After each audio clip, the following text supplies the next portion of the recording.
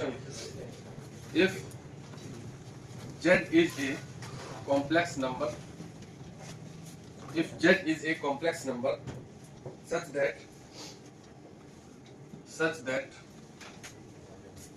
mod z is greater than equal to 2, such that mod z is greater than equal to 2, then minimum value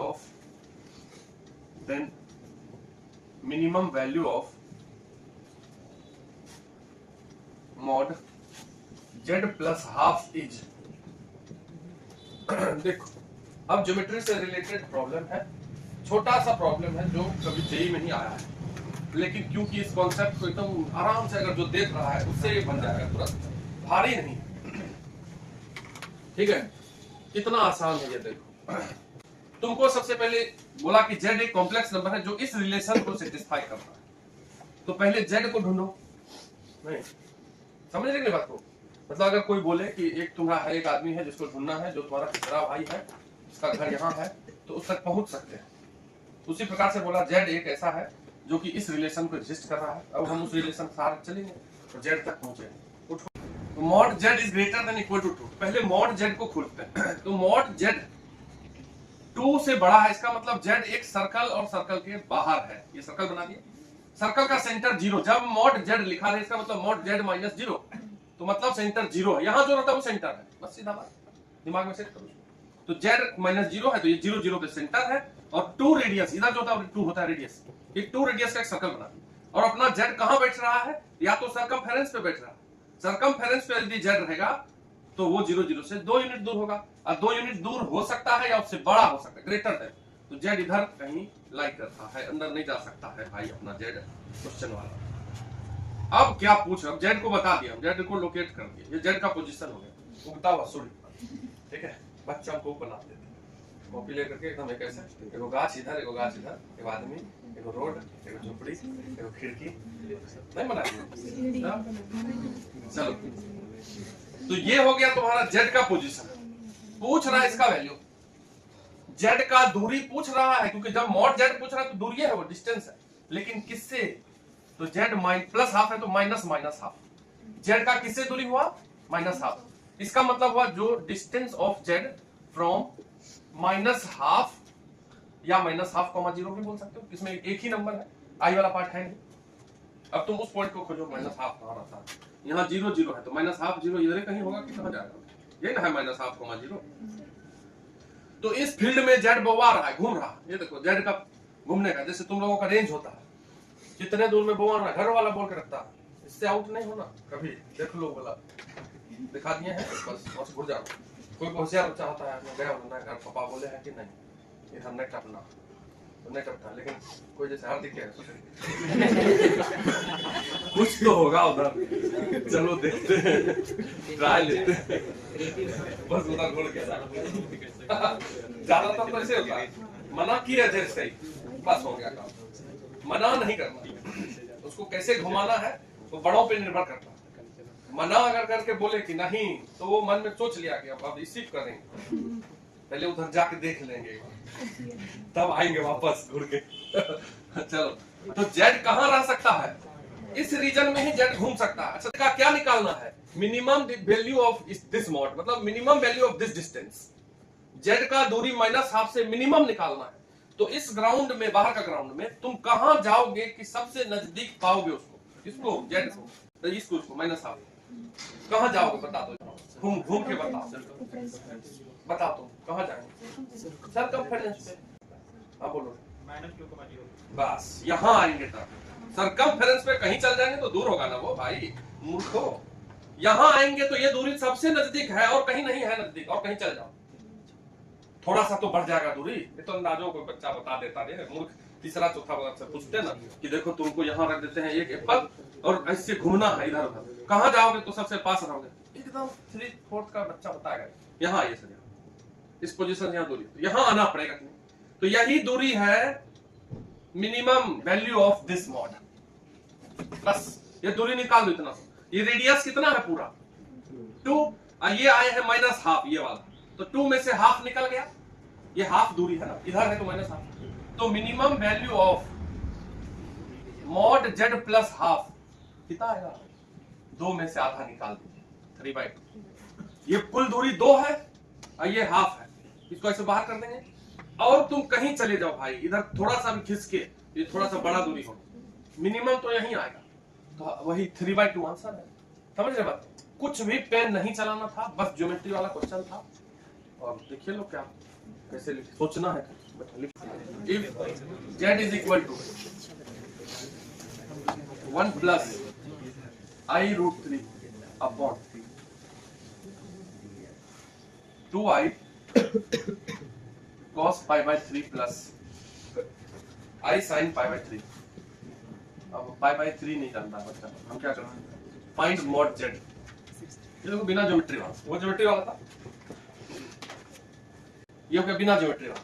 cos π/3 क्या होता है भाई, पाई मतलब 180, तो cos 60 हुआ, हाफ, वहां हाफ रख दीजिए, और sin π/3 sin 60 √3/2 वहां रख देंगे पहले। तो जेड को सॉल्व करते हैं पहले आराम से, ये लो सॉल्व किए, ठीक है। ये हो गया 2i cos π/3 को हाफ प्लस i इंटू √3/2। अब ये 2 से दोनों नीचे वाला 2 कट जाएगा क्या, ये हो गया 1 प्लस i√3 अपॉन, बताओ क्या होगा, i इंटू 1 प्लस √3i।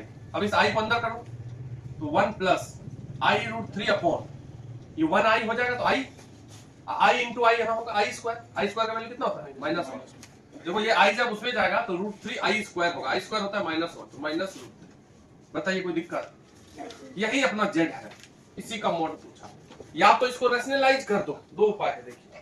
हम बोले थे कि अगर z1/z2 कॉम्प्लेक्स नंबर है उसको क्या कर देंगे, रेशनलाइज। या आगे हम अभी तुरंत लिखवाने वाले हैं प्रॉपर्टी ऑफ मॉड में कि यदि दो कॉम्प्लेक्स नंबर का डिवीजन हो और उस पे मॉड लगा, तो अलग अलग यदि मॉड लगा के निकाल लें तो बराबर ही होता है। अभी लिखवाए नहीं थे, क्वेश्चन दे दिए, लिखवाए नहीं। या तो तुम इसको रेशनलाइज कर लो अगर वो बात नहीं जानते हैं, समझ रहे हैं, प्लस वाले से ऊपर नीचे गुना कर दीजिए, ऑटोमेटिक फिर मॉड निकाल देंगे। लेकिन यदि दो अलग अलग नंबर है कॉम्प्लेक्स नंबर, ये अलग हो गया, ये अलग, दोनों का कौन है, उसका मॉड पूछा है हमको, निकालना क्या है, इसी का मॉड पूछा है ना। तो 1 प्लस i√3 अपॉन -√3 को पहले लिख दीजिए, रियल हिस्सा है, प्लस i को बाद में, इसका मॉड। दोनों का मॉड इकट्ठा है तो अलग अलग निकाल सकते हैं, ऊपर वाला का अलग, 1 प्लस i√3 का मॉड अलग, और -√3 प्लस i का अलग।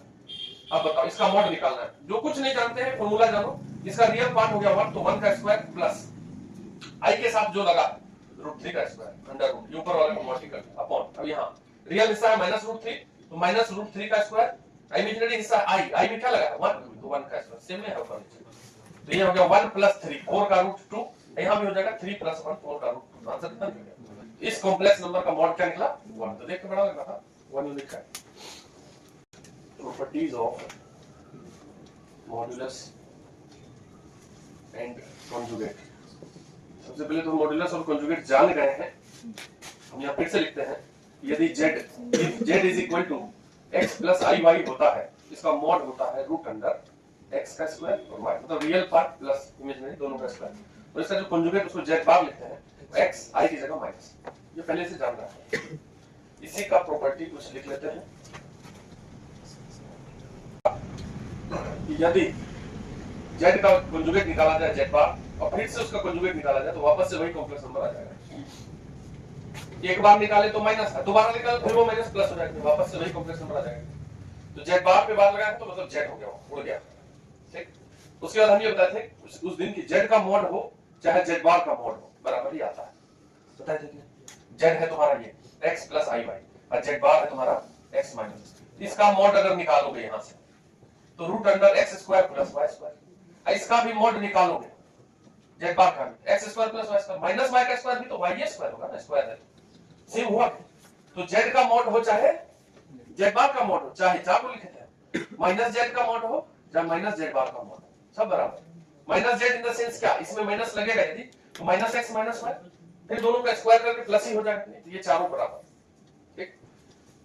उसके बाद हम बताए थे कि यदि किसी कॉम्प्लेक्स नंबर z में उसका z बार जोड़ दिया जाए, जैसे इस दोनों को जोड़ोगे, ये जो है z है और ये इसका कॉन्जुगेट है, दोनों को जोड़ो तो i y और i y कट जाएगा, तो z प्लस z बार बराबर क्या आएगा 2x, तो ये आता है 2 into real part of z, 2 into x, real part of z मतलब x।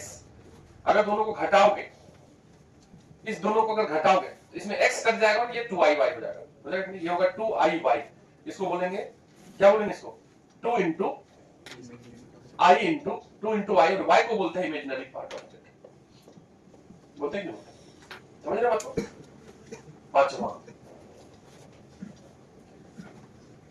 अगर बहुत सारा कॉम्प्लेक्स नंबर है z1 plus z2 plus z3 और सबका प्लस है n, और एक साथ कंजुगेट निकाल दिया गया, तो अलग अलग निकाल के जोड़ोगे बराबर होगा z1 plus z2 plus z3 and zn।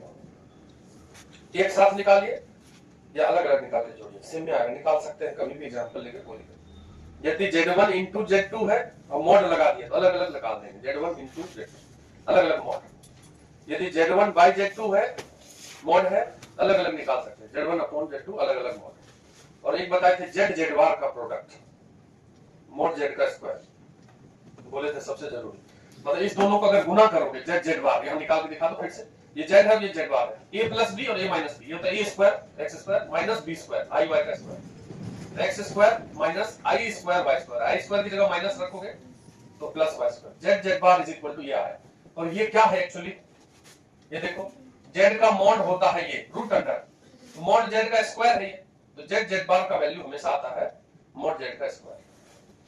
बताए थे, ये लिख लीजिए सब पॉइंट, लिखो लिखो लिखो लिखो। If mod z minus 1 upon z plus 1 is equal to 1, then prove that z is purely imaginary। अब ये एक ऐसा क्वेश्चन है कि इसको दो तरीके से बना सकते हैं, एक बेवकूफ और एक फुल स्मार्ट। ठीक है,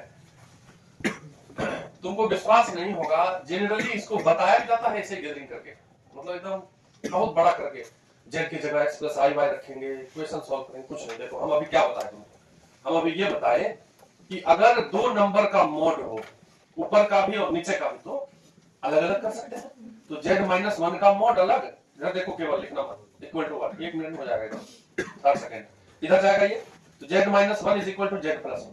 ये z माइनस 1 का मॉड क्या है, डिस्टेंस, ये z का किससे डिस्टेंस 1 से, ये माइनस 1 से। अगर इसको एक बार और लिख दें, ये देखो z प्लस 1 को माइनस माइनस 1 लिखेंगे, बीच में माइनस होना चाहिए, तो ये है डिस्टेंस ऑफ z फ्रॉम 1, ये है distance of z from minus 1। तो z का 1 से दूरी बराबर है z का माइनस 1 से दूरी, तो z कहां है ये देखना है, तो पहले 1 और माइनस 1 को लिख लो, यहां 1 यहाँ माइनस 1। अब z को घुमाना है, z घूमेगा, z कहां जाए कि इससे और इससे बराबर दूरी पे रहे, तो कौन बताएगा, केवल ओरिजिन पे, क्या और कहीं, अरे देखो इस पे कहीं भी जाओ, ये दूरी और ये दूरी, यहां भी चले जाओगे तो सिमेट्रिक है ना भाई, ये दूरी बदल थोड़ी जाएगा, यहां भी जाएंगे तो थोड़ी बदल जाएगा। मतलब z किस पोजीशन, किस पे घूम सकता है, y एक्सिस, और y एक्सिस को ही इमेजिनरी एक्सिस बोलते हैं, मतलब z इज प्योरली इमेजिनरी। नहीं समझे, तुमको बनाना नहीं है, इसको ऐसे ही समझ के लिख देना है। अगर तुमसे ये प्रूव करने थोड़ी बोलेगा कोई, बोलेगा अगर इसका मॉड 1 है तो z इज ऑप्शन में लिखा रहेगा इमेजिनरी रियल, ऐसा कुछ करके, तो उसको ऐसे ताकना है खाली, बस गौर से 30 सेकंड देखेंगे, z का पोजीशन आ जाएगा, समझ गए बात को, इसलिए z इज प्योरली इमेजिनरी। बोले थे 59 सेकंड हुआ, चलो मतलब हुआ कि distance of z from 1 is equal to distance of z from minus 1 is equal to distance of z from minus 1। तो उसको फोटो बना के देखे तो z का पोजीशन, इसलिए z lie on y axis, इसलिए z इज प्योरली इमेजिनरी, ये लिख दिए लो, खत्म।